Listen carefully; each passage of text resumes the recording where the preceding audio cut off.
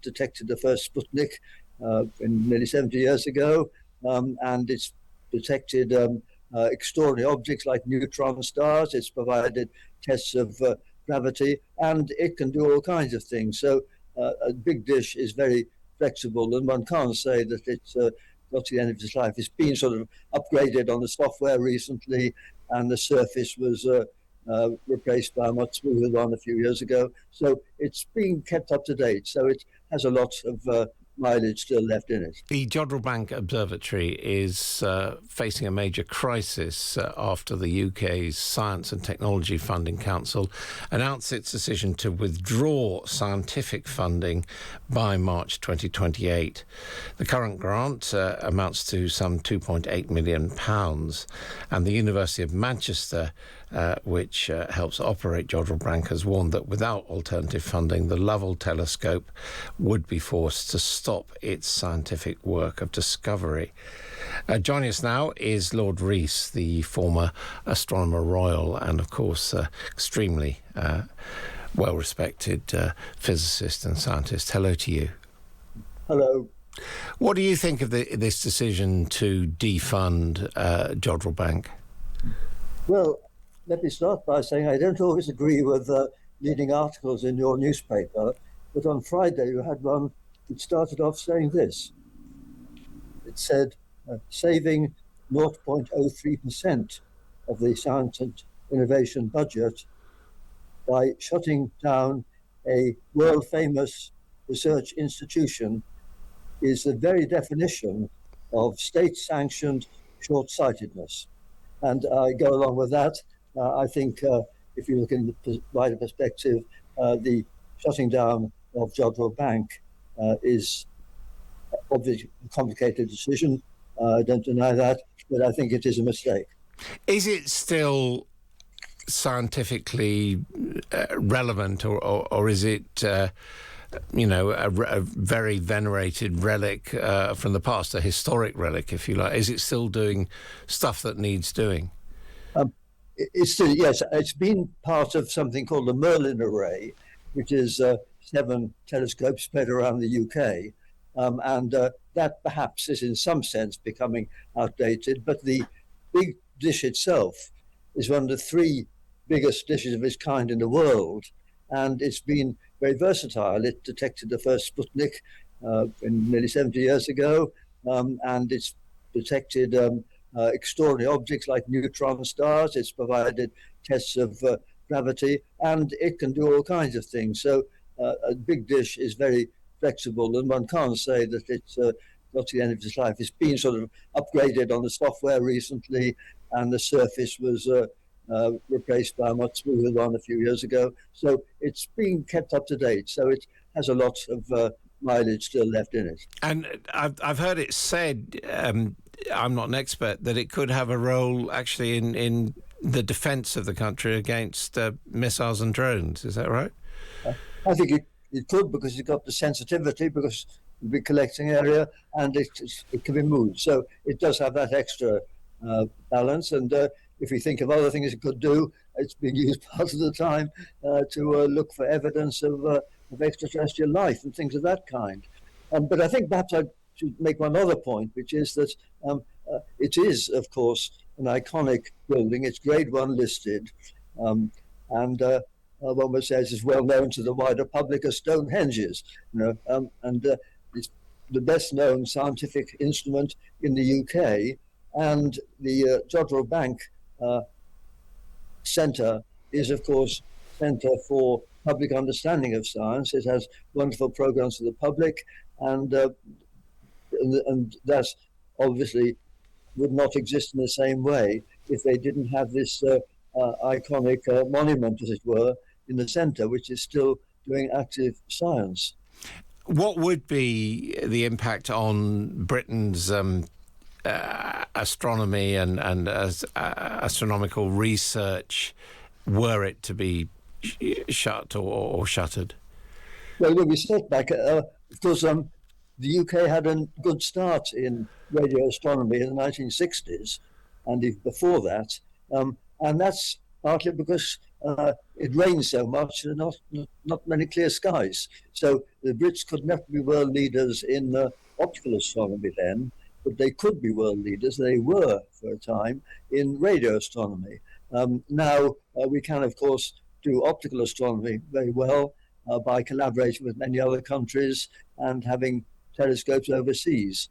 But radio astronomy is still an important branch of the subject, but instruments are now much more international. And another thing which is being done at Jodrell Bank is it's the headquarters of what's going to be a real mega project, the largest ever radio telescope array, which is being built actually in places like South Africa and Australia to observe the southern sky and do sort of tomography of the universe at great depths. And this is a building telescope now being constructed, and it's been agreed internationally that the headquarters of that should be at Jodrell Bank. And that would not have happened had it not been for the reputation which Jodrell Bank has at the moment. And that would be endangered, would it, if the funding cut happened? Well, I would think so. I don't know exactly because it's a separate organisation. But I think the reason it was put at Jodrell Bank was because of the strength of the science there and the involvement of Jodrell Bank scientists in this new instrument. Given all that you've said and all that others, leaders in the field have said, how could the UK's Science and Technology Funding Council have come to this decision? Well, it's slightly puzzling, but to be fair, of course, they have had difficult choices because the budget is constant in flat cash, as it were, which means it drops in real terms with inflation. But there's something else, which is that a lot of the money is spent on things that can't really be cut by big international facilities where we have to pay our share, as it were. And that therefore means that the cuts have hit more sharply on the things which we completely control. And that's been the worry. But I do think that taking into account the impact on the public understanding of science and the perception of scientific strength in the UK, this was a mistake. And of course, the two ministers most closely involved were Liz Kendall and Patrick Vallance, and they've both lost the positions they had 2 weeks ago. And so there's a chance for a rethink under the new management. Although I have to say that the organisation called UKRI, which is the organisation which covers the whole of research, does have a reputation for rather poor decision making. Yeah, I mean, Andy Burnham has shut down the Department of Science, Innovation and Technology at a time when he's talking about reindustrialisation. I mean, is the mentality of the government to abandon cutting-edge developments and to move towards, metal bashing again? Well, no, I mean, to be fair, I don't think the closure of the separate department was necessarily a bad thing. It's in a more powerful department with Reynolds as a strong minister, so I don't think that's a problem. It's the infrastructure and administration and bureaucracy which the ministry is responsible for, which needs to be reformed. So you're happy with not having a science ministry? Well, I'm content. I don't think it's necessarily a bad thing, but it depends on the ministers. And what it depends most on is the infrastructure, because we now have a very complicated system of individual research councils in this conglomerate called United Kingdom Research and Innovation, UKRI, which has a rather lamentable record, frankly, over the last 5 years.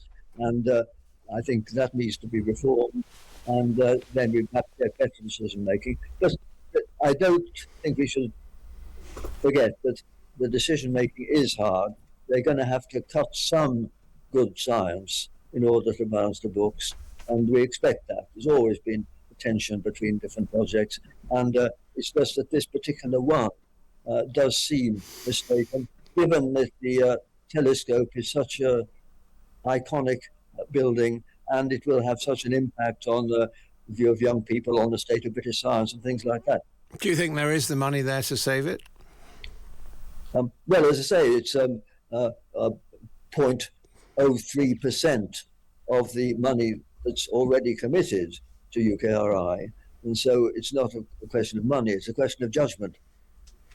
Clearly, the new government wants to exploit scientific innovation for job creation and for growth.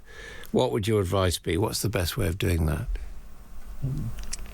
Well, first of all, you've got to enthuse young people with science, and you've got to ensure that they get a good education. And I think we should support the introduction of more practical education rather than purely academic. So we've got to do that. But of course, we've got to ensure that there are career prospects for people in science. And of course, the other own goal in the last few months has been that just at a time when, for instance, the UK was looking more attractive to expert immigrants than the US, we have screwed up in a way. Because if you are a young, say, Indian or Singaporean scientist who wanted to come to the West, how do you balance going to the United States, Britain, or Germany, for instance? And I think the mess induced by Trump in the US has certainly discouraged foreigners from going there and making some want to leave. And we could, in principle, benefit from that by being the destination of choice for more mobile talent. And it's instances like this, which are negative for UK science, which counteract what could otherwise be a positive time. Lord Rees, thank you very much indeed for joining us here on Times Radio. Still